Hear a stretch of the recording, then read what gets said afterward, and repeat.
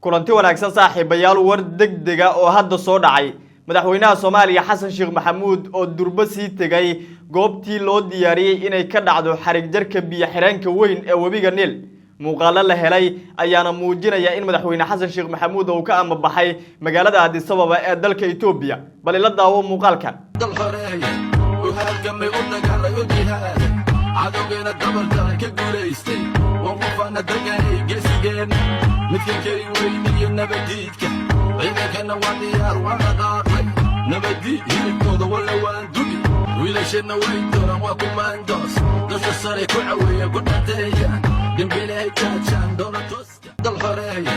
وهالقمي قلنا قال يودي هذا عدونا دبل ترك قوليستي muuqaalkani waa daqiiqada ka hor waxa uu ka imaaday magaalada Addis Ababa ee dalka Ethiopia madaxweynaha Soomaaliya Hassan Sheikh Mohamud oo hotelkiisa ka sii baxaya sidoo kalena ku wajahan biyo xireenka weyn ee webiga Nile-ka ayuu muujinaya haddaba arintani waxay dhabarjab xoogan ku tahay dawladda dalka Masar arintii la xiriirtay in madaxweyne Hassan Sheikh Mohamud uu dhaxdhexaad ka noqon doono xiisada u dhaxaysa Masar iyo Ethiopia waa soo afjarantay oo si toos ah ula saftay dawladda Ethiopia dhinaca kale Abiy Ahmed xalay waxa uu ceshan waayay ilinta waxa uu si toos ah uga ilmeeyay goobtii ay ka dhaceysay munaasabada xarig jarka oo maanta ku beegan laakiin xalay goor sii horeysay ay si bilaabeen dadka Ethiopiaanka ah inay dabaaldegaan haddaba waxaan dul istaagaynaa Abiy Ahmed ilmada xalay ka imaaday ee uu ceshan waayay waxyaabihii ay ku riyoonayeen waalidiintiisii awoowayaashiis ayuu xalay rumeeyay wararkii ugu dambeeyay ee Addis Ababa iyo sidoo kale xaaladda madaxweyne Hassan Sheikh Mohamud mowqifka uu qaatay ayaan kula wadaagayaa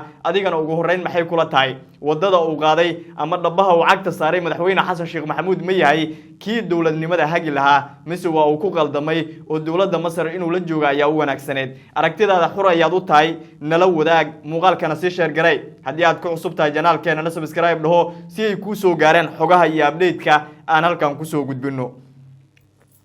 haddii aan ku bilowno madaxweynaha Soomaaliya Hassan Sheikh Mohamud 24 saac la soo dhaafay waxa uu la kulmayay cadaadisyo caalami ah iyo sidoo kale kuwa gudaha ah oo arrimaha Soomaaliya la xiriira haddaba cadaadiskaasi waxa uu ahaa mowqifka uu ka qaadanayo xiisada ama labada dal ee isku hardinaya arrimaha geeska Afrika ee Ethiopia iyo sidoo kale Masar labadan dal waxay si weyn isugu haystaan xiisada ama biyo xireenka weyn ee webiga Nile-ka kaas oo labadii sano ee la soo dhaafay Ethiopiaanku ay ku dadaalayeen sidii uu meel mar u noqon lahaa sidoo kalena awoodooda ay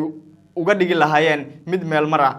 biyo xireenkan Abiy Ahmed waxa uu doonayaa inuu ka dhaliyo koronto sidoo kalena wadamada Afrikaanka ay isticmaalaan dadka Ethiopiaankana isticmaalaan muddo 200 oo sanadood ka badan intii Ethiopiaanku ay jireen ayuu ku riyoonayeen in maalintan oo kale ay soo gaaraan laakiin Abiy Ahmed ayaa ku guuleystay oo hirgeliyay arintan dawladda Masar dhowr jeer ay sheegtay inay duqeynayso halkan sidoo kalena ay gibi ahaanba dhulka la simayso laakiin dawladaha waaweyn ee reer galbeedka ay arintaas uga digay waxayna ka cabsatay in Ethiopia lagala safto oo xaaladdu ay ku jiha wareerto laakiin si hoose ayay u diidaneed arintan Soomaaliya iyo sidoo kale dalalka kale ee diriska ah ayayna markaasi ku cadaadinaysay inaysan arintan taageerin laakiin madaxweyne Hassan Sheikh oo saacadii la soo dhaafay saala siyaasadeed wax la dhihi kara saarna ayaa ugu dambeyn mowqif toos qaatay oo madaxweyne Hassan Sheikh waxa horey loogu yaqaanay nin aan mowqif lahayn laakiin maanta mowqif toos ayuu qaatay dad badan waa ay u bogaadiyeen dad badan waa ay ka hor yimaadeen dabcan laakiin madaxweynaha waxa uu la mid noqday madaxweynaha dalka Kenya William Ruto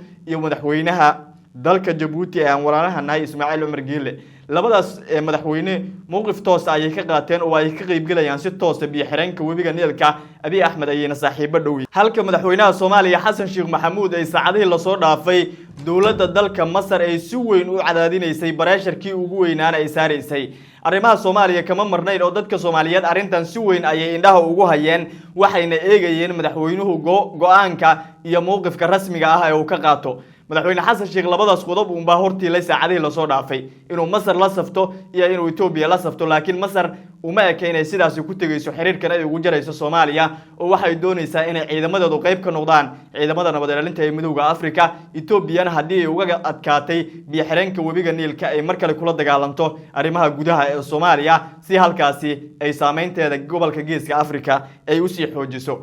Ethiopia dhankeedu waxay u muuqataa inay ku guuleysatay loolankii u dhaxeeyay labada dal waa Masar iyo Ethiopia oo sanadadii la soo dhaafay soo taagnaa Abiy Ahmed si cad ayuu mararka qaar u sheegay in masaaradu ay markaasi ka edeb daran yihiin ama ay ka dulminayaan oo ay ku xadgudbayaan haddaba adiga maxay kula tahay madaxweyne xasan sheekh go'aanka uu qaatay ma ku raacsan tahay maxay ka dhigan tahay tallaabada uu qaaday in Abiy Ahmed uu xarig jarka kala qayb galo ma wanaagsan tahay mase wafdi sare ama hoose inuu u diro oo ay ka qayb galaan ayay ahayd dad badan waxay qabeen inuu madaxweynuhu wafdi hoose uu diro halkaasina ay ka qayb galaan biyo-xireenka webiga Niilka xarig jarkiisa kadibna Abiy Ahmed uu si hoose hambalyo ugu diro iyo tahniyad laakiin madaxweynuhu ma uusan yeelin oo arintaas waa u bareeriyay nin mowqif la ayuuna noqday oo madaxweyne Xasan Sheekh Mohamud iminka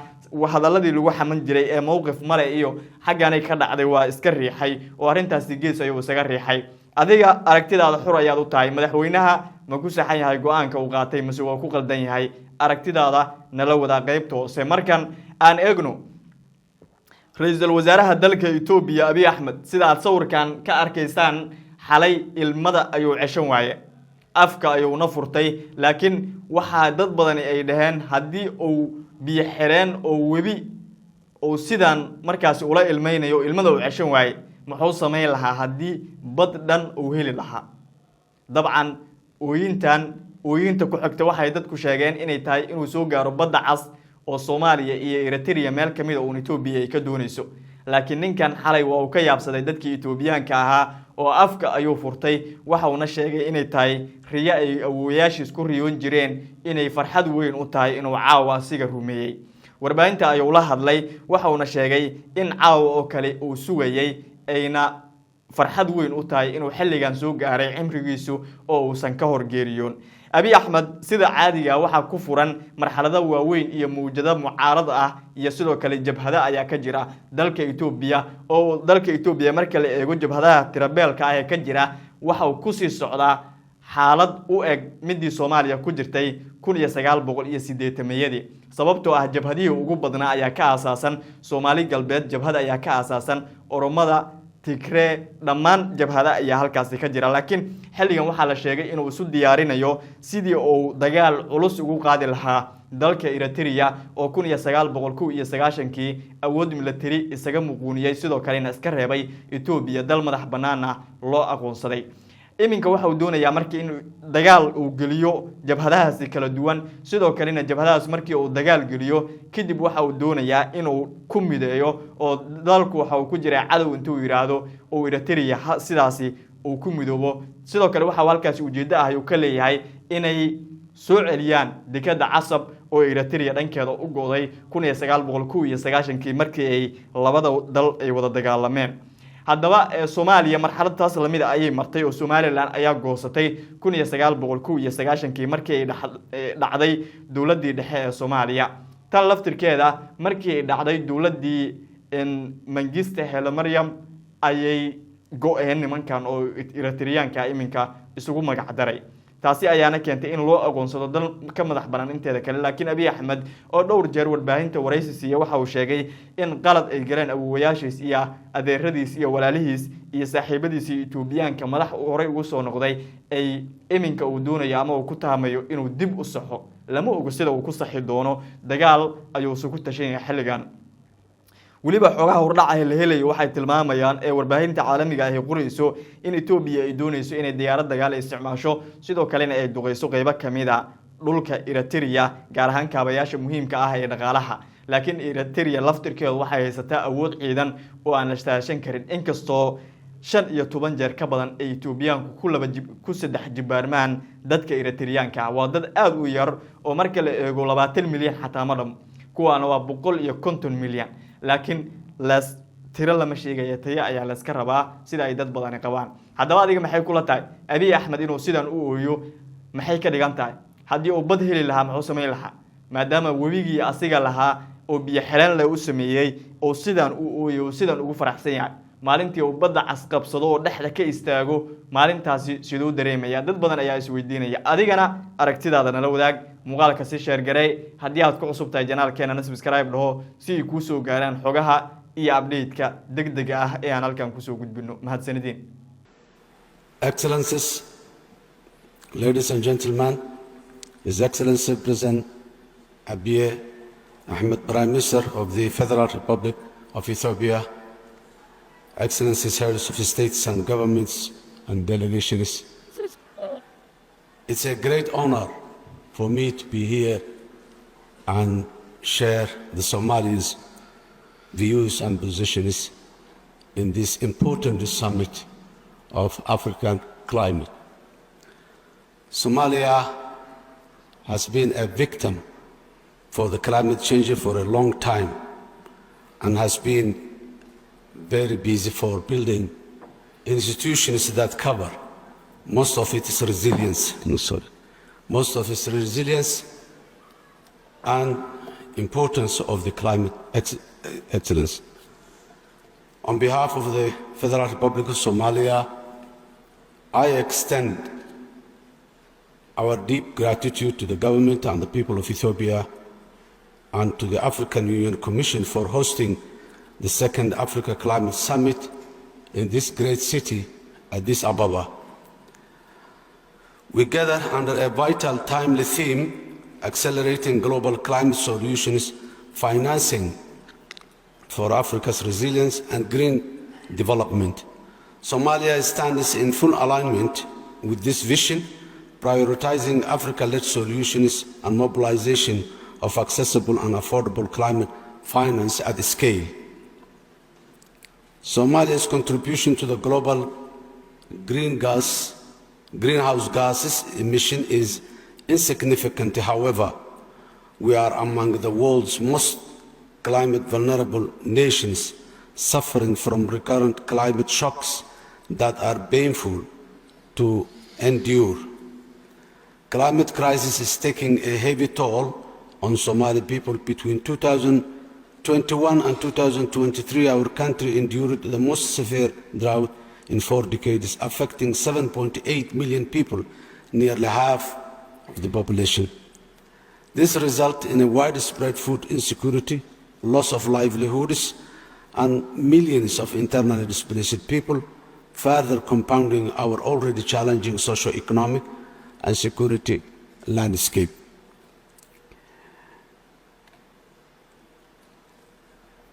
Excellencies, ladies and gentlemen,